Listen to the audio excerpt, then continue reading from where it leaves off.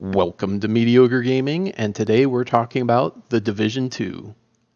Well, good morning, good afternoon, good evening, and salutations. Today, everything we know about Tom Clancy's The Division 2. Let's get to it. So there was a lot of information that was either directly or indirectly given at the E3, and we're going to go over everything that we know, make a couple guesses as to what we think we know, and let's get to it. So we'll start off with the easy ones. We have the release date for Division 2, which is going to be March 15th, 2019. The location for the game is going to be Washington, D.C. There will be 8-player raids in the game, not necessarily at day one, and I would hope it's not at day one. Hopefully they give people a little bit of time to enjoy the campaign before they do a deep dive into hardcore endgame activities. Now, at the end of the campaign, and once you get to level 30, there are specializations, and you can choose from any 3. And you can switch between the 3 at any time. So if you decide that you didn't like one, you can go ahead and change to one of the other ones. So with those 3 specializations, there's 3 weapons. There's a grenade launcher, there's the 50 caliber sniper, and there's the crossbow. So you choose a weapon, you choose a specialization, and then you continue to get experience to put into the skill tree for these specializations. Now, as a guess, I'm going to say that the skill tree for specializations will be a branching skill tree where you have to choose between 2 perks. And it's kind of a trade-off. So like Demolitionist may have 2 perks that you have to choose from. You have to unlock either one or both of them. And one will be a tighter radius for the grenade launcher, but more damage, or you have a larger area, but less damage. Things like that. So even though you have a specialization, 2 people with Demolitionist could play very differently. DLC, there's going to be, at this time, 3 episodes of DLC. They say they're going to be large installments, and with those, there's going to be world events. And the DLC is going to be free, so you get the game, you get 3 DLC, 3 large installments of gameplay and world events, and that's all going to be included with the price of the game. There's going to be safe houses on the map that you can fast travel to, which is good. The map's going to be 20% larger than the original Division. You're going to need to be able to fast travel to different areas so that you can jump into the action a little bit faster than if you had to run everywhere.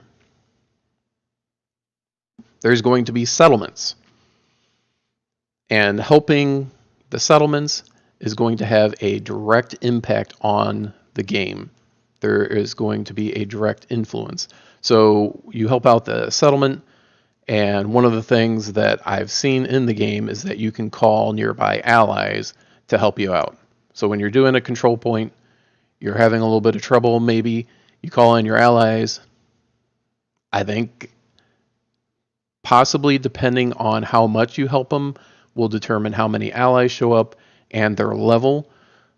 So they don't want to make it where the allies do your job for you. They want them to be able to kind of supplement what you're able to do by yourself. So it's not like you're calling in Rambo to do your control point for you. You're calling in some peasant folk with not quite as good weapons to help you out.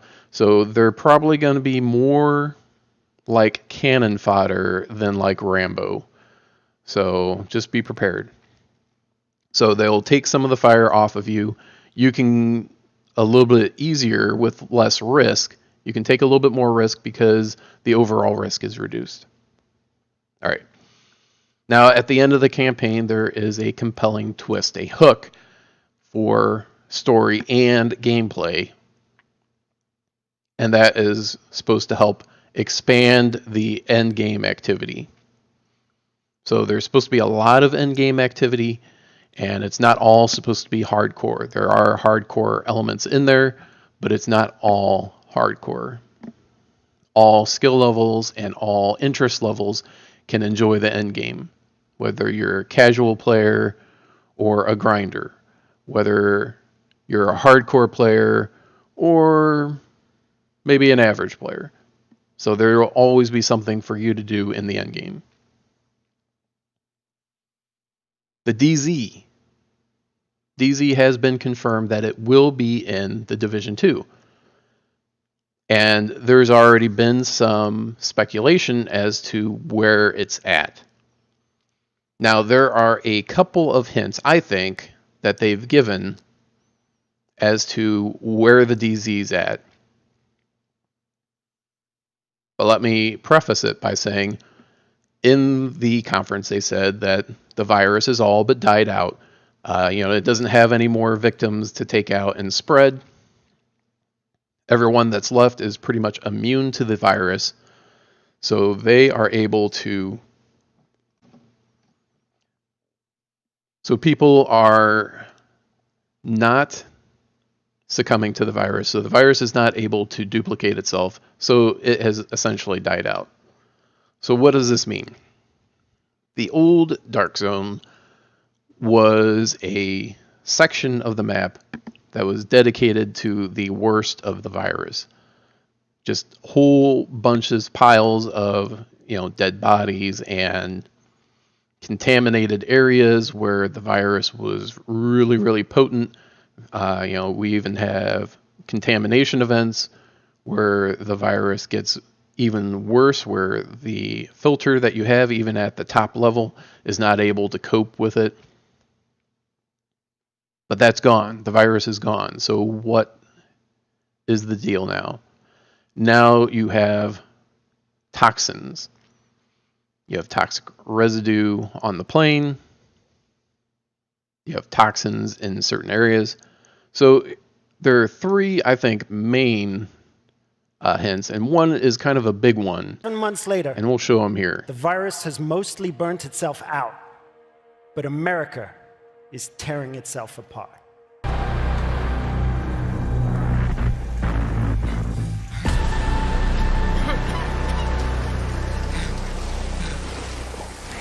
Busy. Toxic chemical residue detected. A lot of loot down there. Hey, you guys Alright, should really check this out. With those hints, I am going there. to say the Dark Zone is actually underground. Now that is pure speculation. But that is what the hints are kind of pointing towards. So the wall that was the DZ is kind of decrepit and starting to rust and fall apart. It's not really the Dark Zone any longer. It's being reclaimed by plants and animals and people.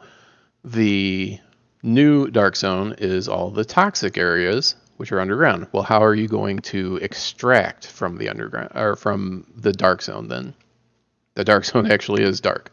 So I believe that when you get items from the Dark Zone, you may or may not need to extract. I think you will need to extract because there is still a slot in your inventory for contaminated items.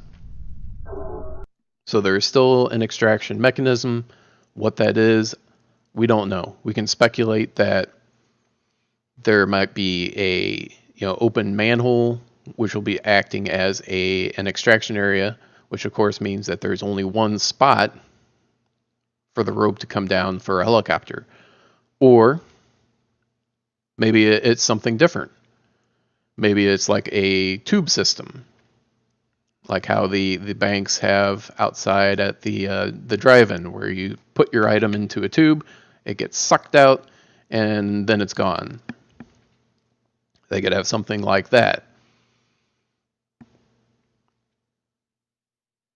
Now, as it is, I don't know whether you will be able to fast travel to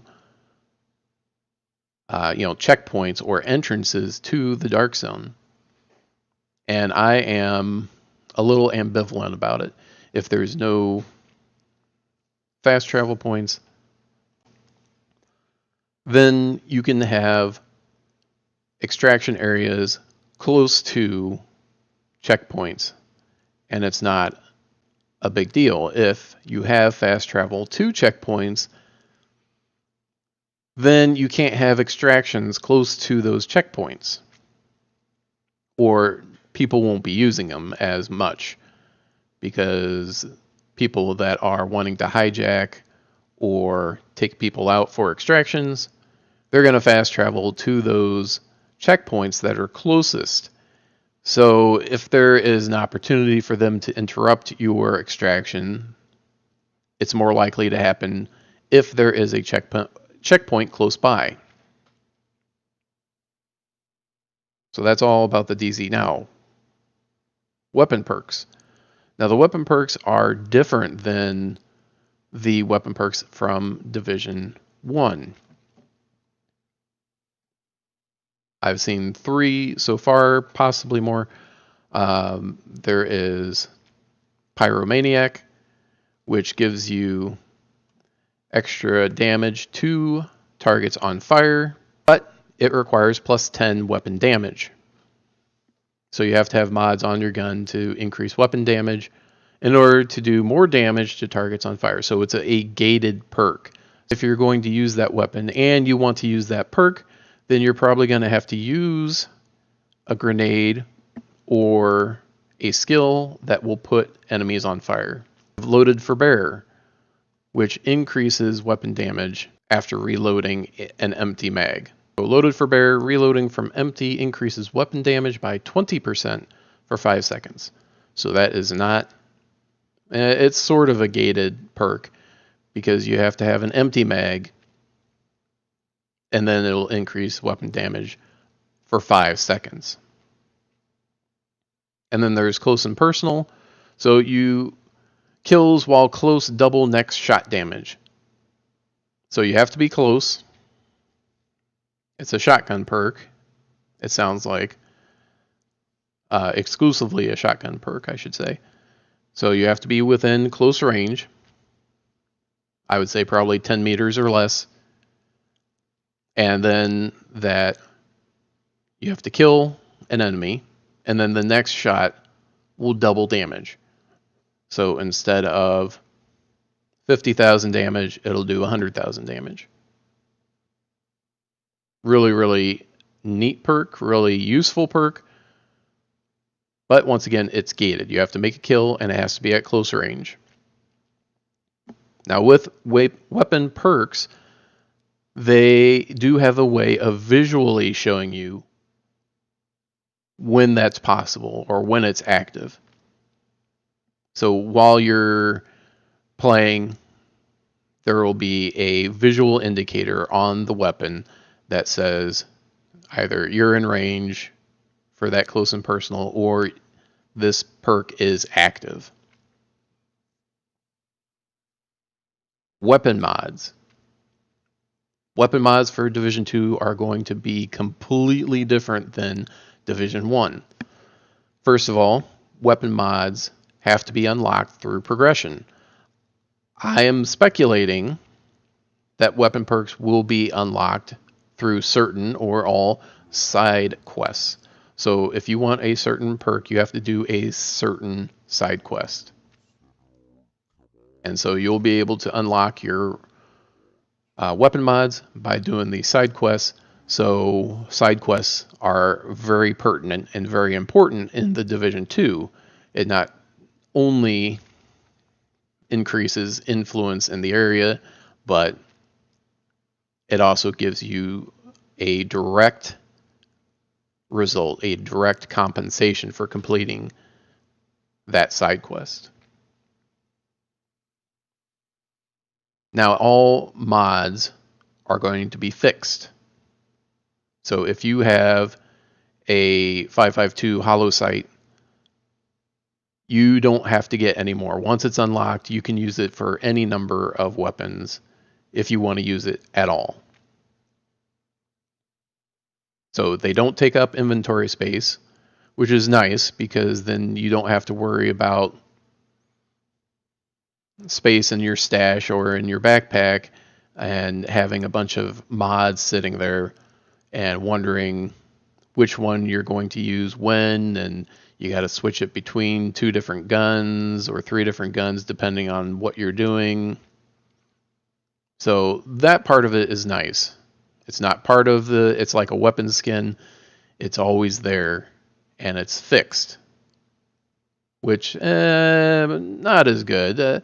It was kind of nice getting that really, really nice weapon mod that had the plus 3% crit chance and plus 3% crit damage and plus 121% magazine size. So it was always really kind of cool when you got that. But on the other hand, I don't really like it taking up space in the inventory. So I guess this is a nice compromise between it.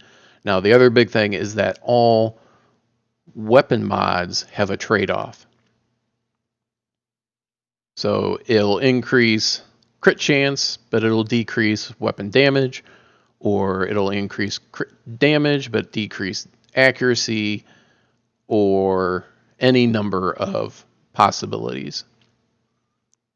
So if you want to spec your weapon into crit chance and crit damage, you can still do that, but the trade-off is that your range will go down, your weapon damage will go down, your stability and accuracy will go down. Reload time could go down.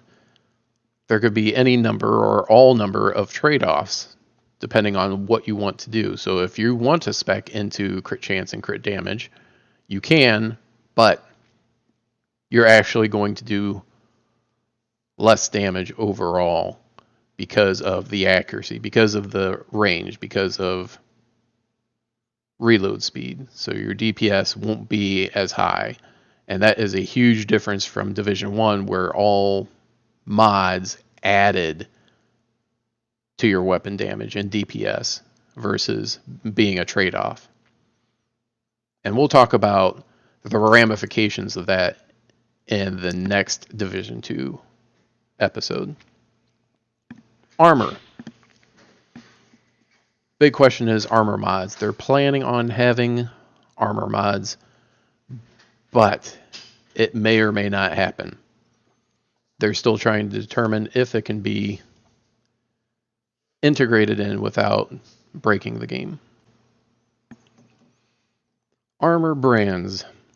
Now, we don't know if armor starts to get branded right off the bat, whether it starts at green rarity or if it starts at purple rarity. We do know that it is in purple and above. Now, the branding is similar to the gear sets, but they're also different. There are certain attributes on the armor, and those are random, and they have rarity on them. So certain ones are going to be more rare than others. So you're still going to have resist all, health on kill, things like that. Now the brand sets come in 1, 2, or 3 pieces. So when you have 1 piece of a brand set, you get 1 perk. 2 pieces, you get 2 perks. 3 pieces, you get all 3 perks. So you can have 6 different brand pieces, and you'll have 1 perk for each one.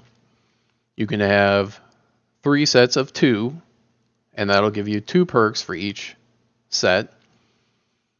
Or you could have 2 sets of 3, which will give you 3 perks on both sets. Now, I think part of it is going to be what you want. So what you want to spec into. If you want to spec into SMG damage or assault rifle damage, you're going to have one set. You're going to have another set for crit damage or crit chance. So depending on whether you have two sets of 3, one set of 3 and 3 ones, or a 3, a 2, and a 1, 6 ones, or anything in between, it's going to depend on you. Now, if they do decide to add armor mods onto it, there'll be a little bit more specialization depending on that. But it is interesting. There are certain talents on weapons and armor. So things like increasing melee damage, but your armor has to be under a certain amount. Things like that. More gated perks. One of the big changes, speculating, again, skills. There are only 2 skills, and the signature skill is missing.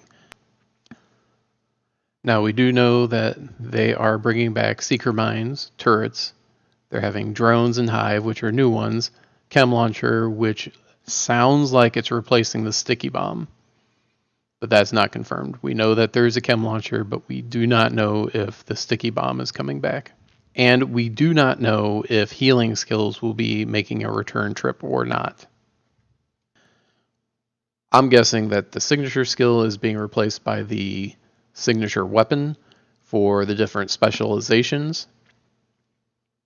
Again, that is pure speculation. We don't know at this point. They may still add in signature skills, but they have not even ghosted a hint at it so far. Caches have a dedicated slot in your inventory, so it does not take up space in your backpack.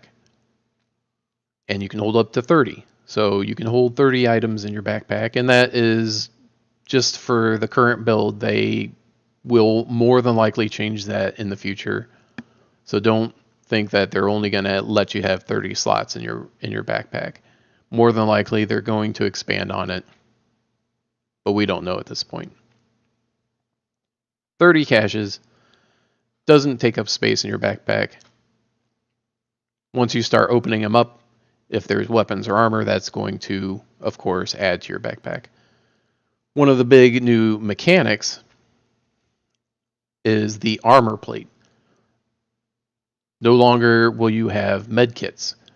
Health will automatically regenerate after you've been not hit for a certain amount of time. But armor is an actual number, like your health. And that does not regenerate except at the end of an encounter. So when you're out of conflict, your armor will regenerate, or if you use one of these armor kits. The armor kits take time to do, kind of like reviving. They leave you in kind of a vulnerable state for a couple of seconds, so you can't do anything else other than replace your armor. Armor is, so far as I've seen, a higher number, almost double what your health is. So that is your first line of defense. It takes points off of your armor until your armor breaks, and then you start losing health. Make sure you hit the bell before you leave, and thank you for liking, commenting, and subscribing, and we'll see you You're next on your time. own. Keep going. Good job.